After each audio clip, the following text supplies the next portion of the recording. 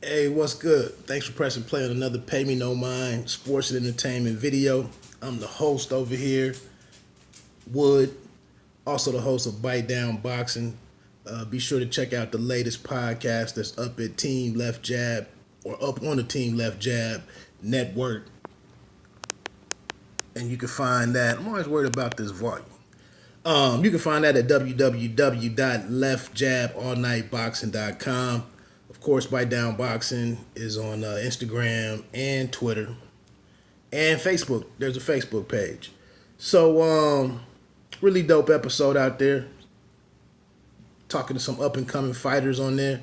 So, if you could step away from all the guys that you know, that you've known for a while, check out some new cats.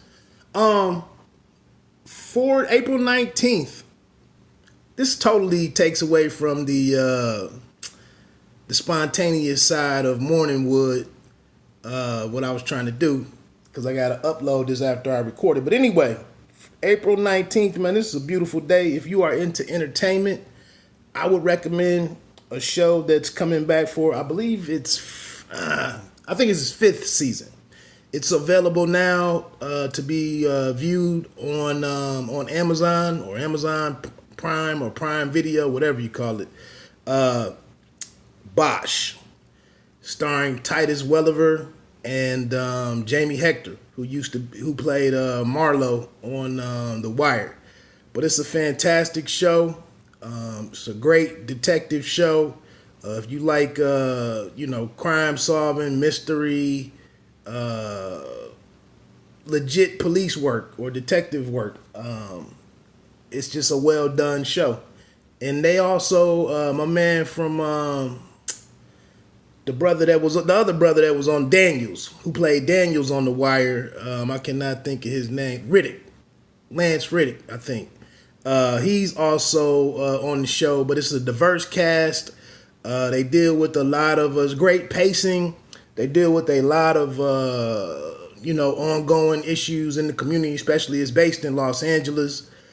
Gets into political corruption a little bit, office politics. Bosch is the lead character, the detective. His boss is a female.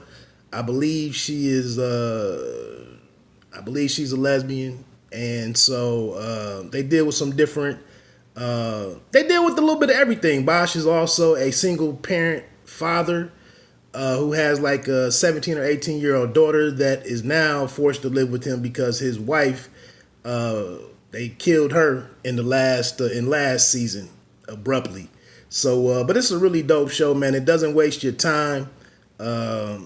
It's great. The first season is pretty awesome.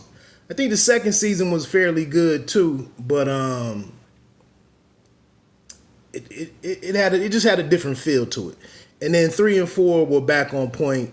It's a dope show. I don't want to say it's the greatest of all time, but if you like stuff that's well thought out, solid acting, like I said, Jamie Hector plays a pretty good character. He's Bosch's main partner, although they've had some fallouts.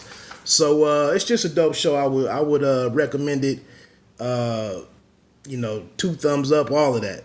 But anyway, that's out there for you. Obviously, tomorrow night we get the ESPN pay-per-view fight with Bud Crawford and Amir Khan. Like I said on the podcast or on the Bite Down Boxing Facebook page, if you don't want to pay that $69 or that $70 to watch it, you can check at the local Hooters and reserve you a table to watch it there. For as low as, if you get one person to go with you, it could be $20 a person.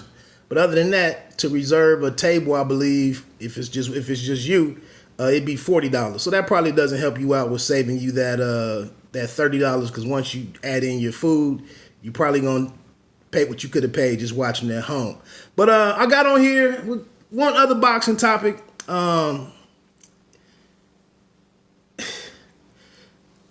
You hate to respond to everything, and I'm not even gonna keep defending some of the stuff with Claressa Shields. The people that don't like her, they don't like her.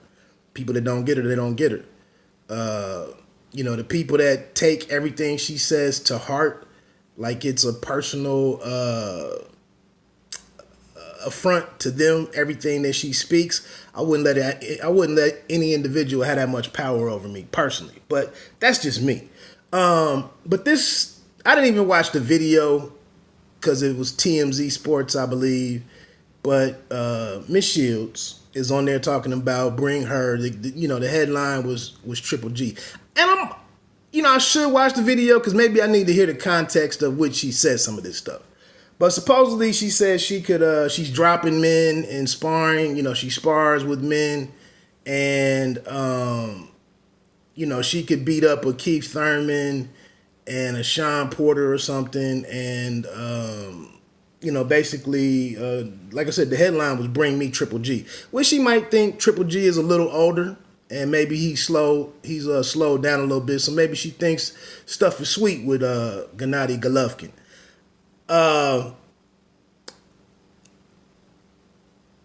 It really warrants no response, really. Could she do well with me and the average guy on the street? Maybe. I see, some different screenshots and links to BoxRec, profiles of different fighters who are like 15 and 97. They've been knocked out 33 times or something, and then they have maybe a handful of knockouts. Maybe. But I don't really think her skills translate that well to facing a man. I don't think her quickness jumps off of the screen. Her power has definitely not overwhelmed many of us.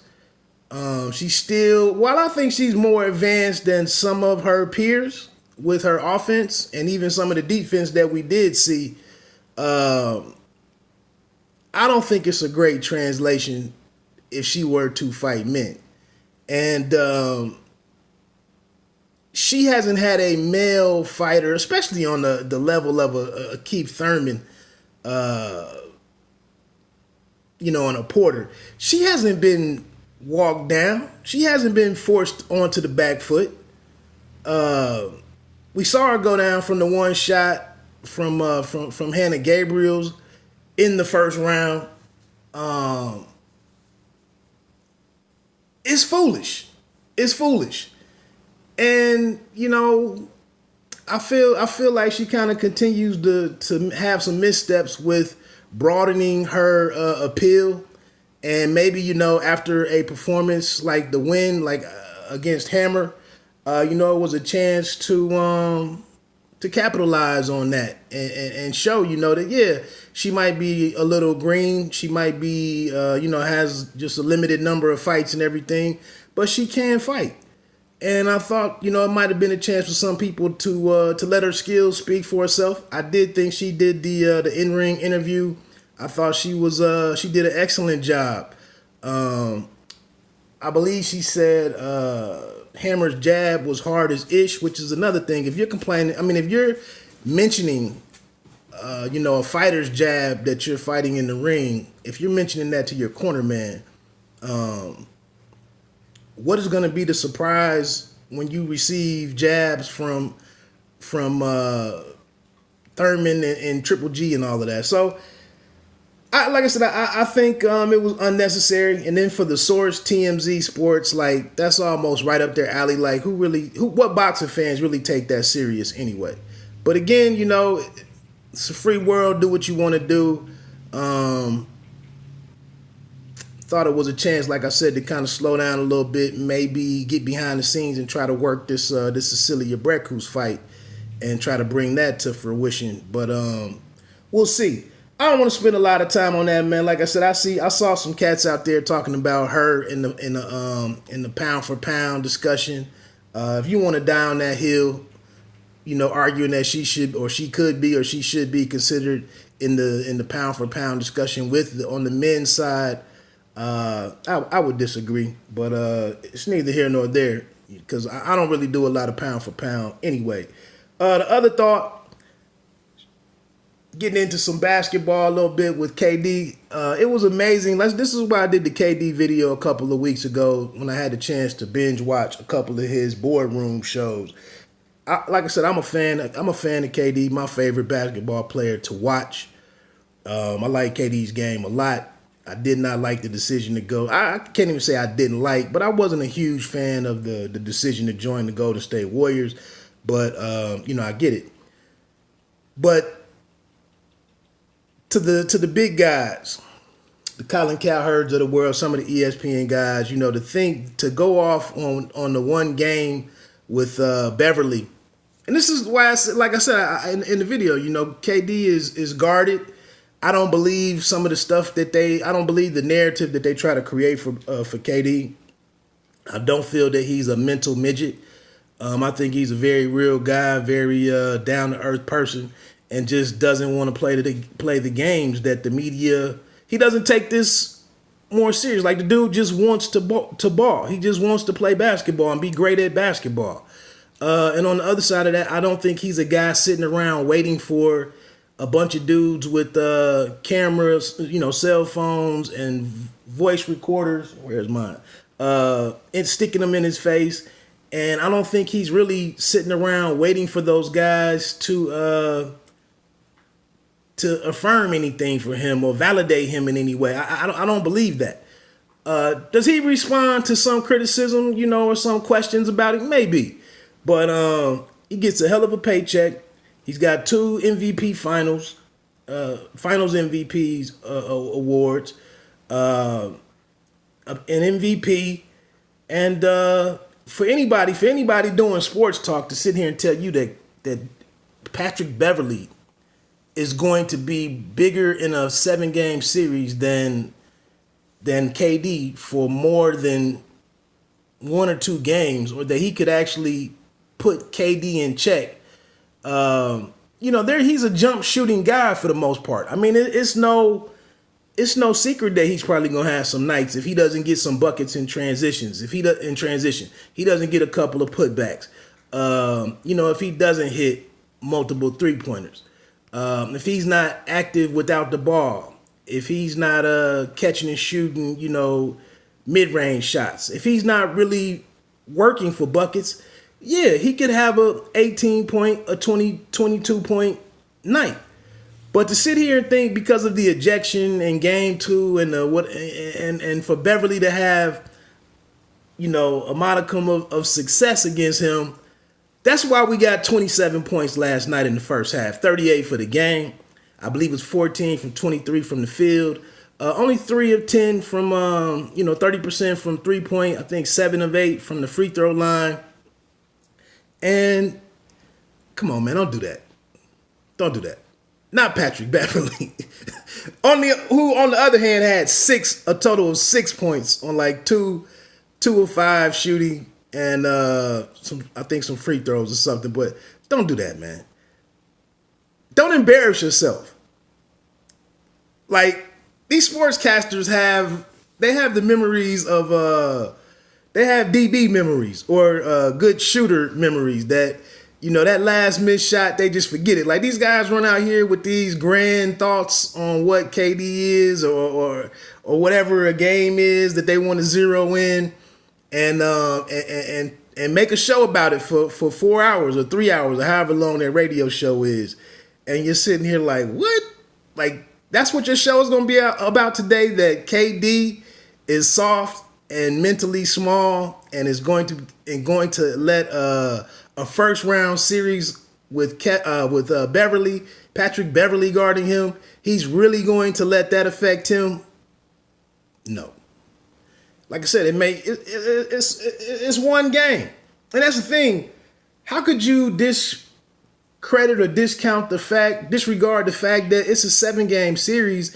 And while KD might have been stuck in the moment in that particular game, and then didn't get going offensively and didn't make some adjustments in that particular game, at the real elite players and the well coached teams and the great units, they go back and look at this stuff and break all of this stuff down versus sitting around listening to these sportscaster shows, criticize them. They go to work. And like I said, that was just a one-off bad game for the man. I mean, 2 back-to-back finals MVPs. You think this dude wasn't going to bounce back? It's ridiculous. Other than that, man, what else? What else? We got next week will be the whole world will be going to watch Avengers Endgame. So that was interesting that it was kind of a tie-in again to Terrence Crawford and Amir Khan. Somehow or another, there's I saw something with that movie, with the Avengers movie, being tied into the promotion for that. It'd be better, I guess. I mean, they can't control that, but it would have been better if the movie dropped first and all of those people were in the theaters, for that 200 million, whatever the record-breaking number is going to be. It would have been great if the fight had happened before that, and then they could have gotten, the fight in front of all of those Avengers fans, but it's the other way around. So again, man, let me get on out of here. Like I said, please check out the latest podcast with some analysis on Crawford and Khan, as well as I didn't talk about Lomachenko versus $1 Million Crawler. I forgot about that, but I did do a video on that last week, so feel free to check that out. But like I say on every podcast, man, you don't have to be great to start, but you have to start to be great. Peace.